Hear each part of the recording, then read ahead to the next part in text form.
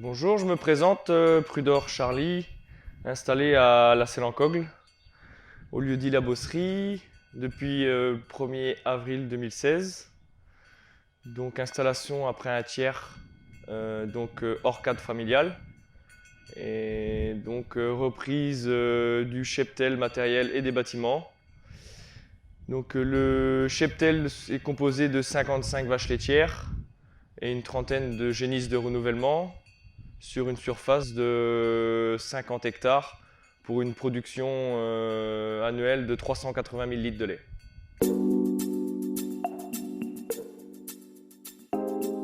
Donc j'ai pratiqué 1 an de parrainage pour me mettre dans le bain sur la ferme. C'est une ferme où j'avais pratiqué des stages pendant mon parcours scolaire. Donc mon parcours scolaire en maison familiale à Fougères, de la 4e jusqu'au CS lait.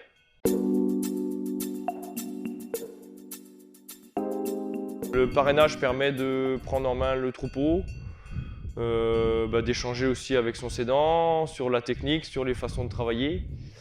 Et puis faire aussi un peu à son goût, commencer à donner ses idées et puis tout en faisant son parcours d'installation, prévisionnel, contacter les banques et voilà quoi. C'est une transition plus douce, quoi. Eh ben moi j'ai été par Pôle emploi en fait, j'étais rémunéré par l'État. Et donc ce qui permet de ne pas prendre de prélèvement privé sur la ferme. Et puis ce qui permet aussi de faire toute son prévisionnel d'installation, le 3P, tout en n'étant pas pris sur l'exploitation, quoi. Si j'avais 3 jours à prendre, je prenais 3 jours pour faire mes papiers, pour faire mon prévisionnel, tout ça. Et en fait, j'étais pas pris par la ferme, quoi. Vraiment, ouais, vraiment. Et même, moi, j'ai anticipé tous mes travaux, déjà anticipé tous les devis. Et donc, en fait, à la date butoir de l'installation, tout était ficelé et prêt, quoi. Moi, c'est tout en location. J'ai acheté le foncier sous bâtiment. Et puis, corps de ferme, en gros. Et puis, après, c'est tout en location, ouais.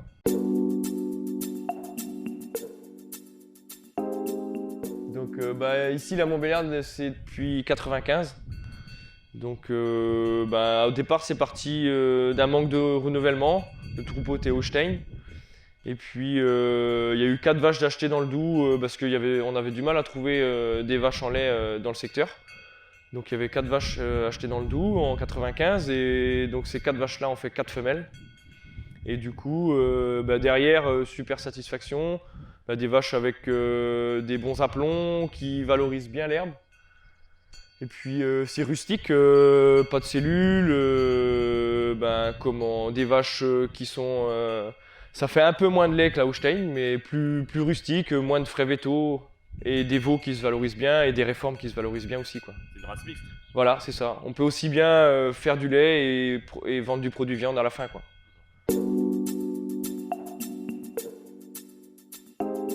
Donc nous on fait le départemental à la foire de Rennes tous les ans, le SPAS qui est pour nous un interrégional, et puis les farming tours, c'est des shows un peu des shows open, quoi. On a fait en 2017 grande championne du départemental 35. Donc c'était ma première présentation sur le départemental, la première année d'installation. Et quand tu reviens lundi matin, en fait, tu es un peu sur un nuage, hein. Tu n'as encore pas réalisé que tu as fait grande championne la première année d'installation, quoi. Puis on est une bonne équipe de copains au niveau des concours, et ce qui motive un peu toutes les troupes. Et c'est une ambiance, c'est quelque chose que je pourrais pas me passer. Là, avec le Covid, on voit bien que c'était un peu long et on a hâte que ça reparte. Et puis, parce que c'est un esprit d'équipe, du relationnel entre les éleveurs. Et puis on est quelques jours sans penser un peu à la ferme, et puis de reprendre un bol d'air, quoi, tout en étant avec nos vaches, quoi. Ça, on échange, chacun a sa façon de travailler. On a sûrement plein de méthodes de travail, et puis c'est là où il y a un lieu d'échange et des fois des idées à prendre. Et chacun prend son petit bout et puis en pense ce qu'il veut, quoi.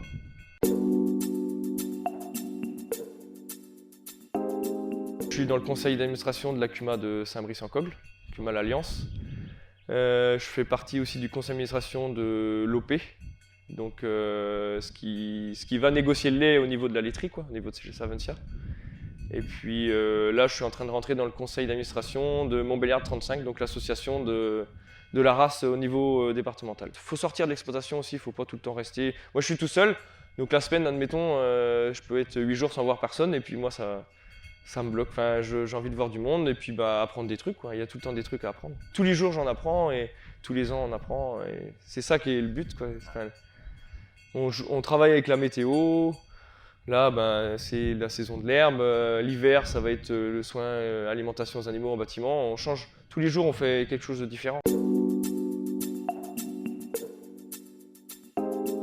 Ah oui, il faut être ouvert, je pense. Ouais.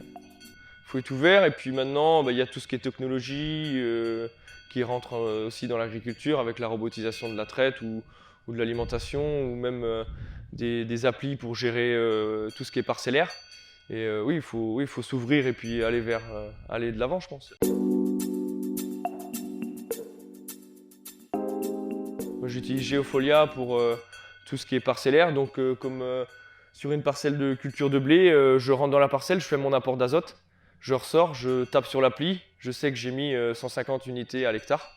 Donc, c'est l'appli, j'enregistre ça et en fait, à la fin de l'année, j'ai mon cahier de ferti et tout est enregistré au doigt et à la lettre en fait. Excellent. Excellent. Et c'est des outils en fait où on gagne du temps.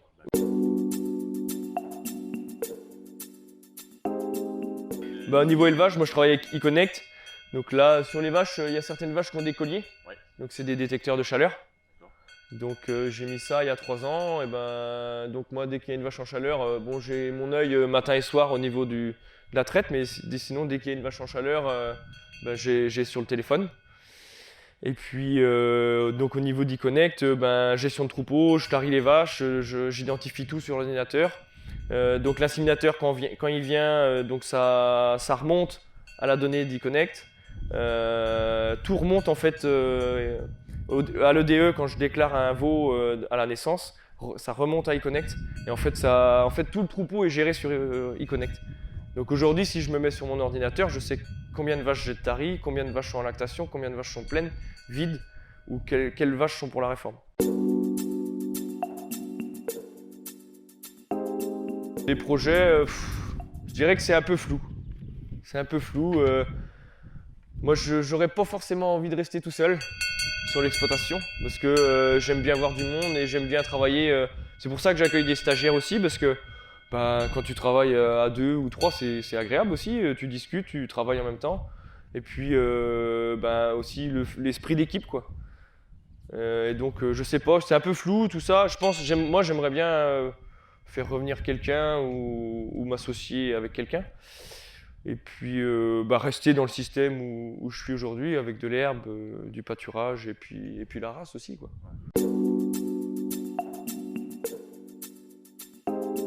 Le fait de s'associer, tu peux libérer un week-end sur 2. Au niveau des vacances, c'est plus souple. Parce qu'on ressent bien que quand tu es en individuel, pour partir, c'est difficile, quoi. C'est plus difficile.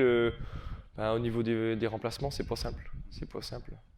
Aujourd'hui, moi, au niveau travail, travaux et tout ça, on arrive un peu dans le régime de croisière. Économiquement, on a encore, je pense, 5 bonnes années à passer un peu dans le mou, on va dire.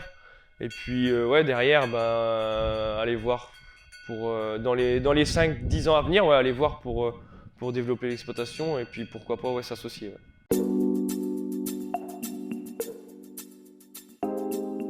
Ouais, herbe conventionnelle, agriculture, on va dire, entre guillemets, raisonnée. Moi, moi, je travaille beaucoup avec de l'herbe. Je fais des dérobés après céréales. Donc l'hiver, on a quasiment 30% d'herbe dans la ration. Le maïs, j'en fais aussi. Je fais aussi de la céréale. Moi, le but, en fait, c'est d'être autonome. En fait, donc c'est de faire ma céréale pour produire ma paille, donc qui me fait ma litière.